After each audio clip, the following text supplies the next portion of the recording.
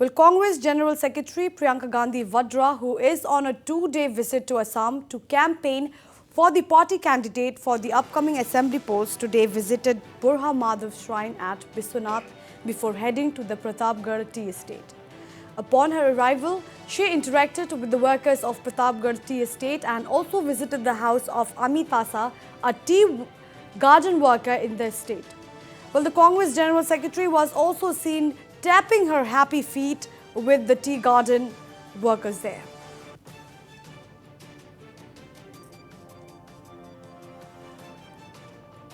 बगान के जो मजदूर हैं उनसे मैंने बात की और इनसे भी बात की और दुखी होता है देख के, क्योंकि देखिए ये काम पूरी निष्ठा से कर रहे हैं। सुबह उठते हैं, धूप में जाके बगान जाते हैं और अपना काम करते हैं घंटों के लिए, बच्चों को घर पे छोड़ते हैं। ये भी एक कंपनी में काम करते हैं जो यहाँ रहते हैं, इनके भी छोटे छोटे बच्चे हैं। तो दुख तो यही है क्योंकि ये सब कह रहे हैं कि देखिए महंगाई बढ़ती चली जा रही है, हमारी कमाई नहीं बढ़ रही है, हमारी कमाई वहीं की वहीं है। हम चाहे कितना भी करें, हम अपने बच्चों को पढ़ा नहीं सकते। अगर एक दिन हम काम पे नहीं आए तो और मैं तो यही कह सकती हूँ कि कांग्रेस पार्टी ने जो कहा है कि पूरी कोशिश करेंगे और उन्होंने कहा है कि 365 की जो दिहाड़ी है वो मिलेगी, वो उस पर हमें कायम रहना पड़ेगा।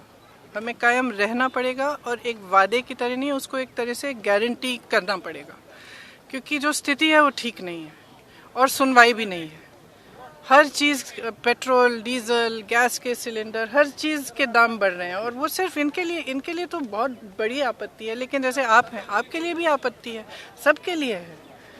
तो मतलब अब समय आ गया है कि एक ऐसी सरकार आए जो जनता की समस्याओं को समझे और उनको सुलझाने की पूरी तरह से कोशिश करे दिल से। क्योंकि बगान में भी महिलाओं ने मुझे कहा, सब नेता आते हैं, हर समय बड़े बड़े वादे करते हैं, शायद उनको बहुत उम्मीद भी थी इस सरकार से, क्योंकि उन्होंने मुझे बताया कि शुरू में पैसे मिलते थे अकाउंट पे, शुरू में एक आध गैस सिलेंडर मिल गया। अब वही गैस सिलेंडर अंदर यहाँ पे भी, यहीं इनकी रसोई में भी खाली पड़ा है। 800-900 रुपये किसके पास है कि गैस सिलेंडर भरवाए? तो मतलब उम्मीदें थी, उम्मीदों को नकारा गया है, बड़े बड़े वादे किए गए हैं, वादों पर अमल नहीं हुए हैं और स्थिति ये है कि देश में गरीबी बढ़ रही है। जो सरकार के जो बड़े बड़े उद्योगपति मित्र, उनको सब कुछ मिल रहा है, एयरपोर्ट खरीद रहे हैं, आपका गुवाहाटी एयरपोर्ट भी खरीद लिया है। तो बड़ी बड़ी चीज़ें उनकी उपलब्धियां हो रही हैं, उनको सुविधा मिल रही है और जिनको मिलनी चाहिए उनको नहीं मिल रही है। तो ये स्थिति तो बदलनी पड़ेगी, लेकिन मैं हमेशा कहती हूँ कि ये जनता को ही बदलनी पड़ेगी। विवेक आप सब में है, आप जानते हैं आप किस परिस्थिति में जी रहे हैं, वो जानते हैं। कोई नेता आके उनको बताए, उससे कोई मतलब नहीं है। हम तो सीखने के लिए आते हैं, देखने के लिए आते हैं कि हम क्या कर सकते हैं, लेकिन अधिकार आपको सरकार ने, मतलब लोकतंत्र ने आपको अधिकार दिया है, वोट का अधिकार है, उसको इस्तेमाल करिए ठीक ढंग से, क्योंकि नहीं तो क्या बदलेगा। नॉर्थ बैंक के लोग और पूरे प्रदेश के लोग ने इस 5 साल की सरकार को देख लिया है। ये झूठ की सरकार है, झूठ का पुलंदा है, जो वादे करे हैं वो कभी पूरे नहीं करे। और आज आसाम की जनता ने तय कर चुकी है कि कांग्रेस की सरकार वापस लेके आए।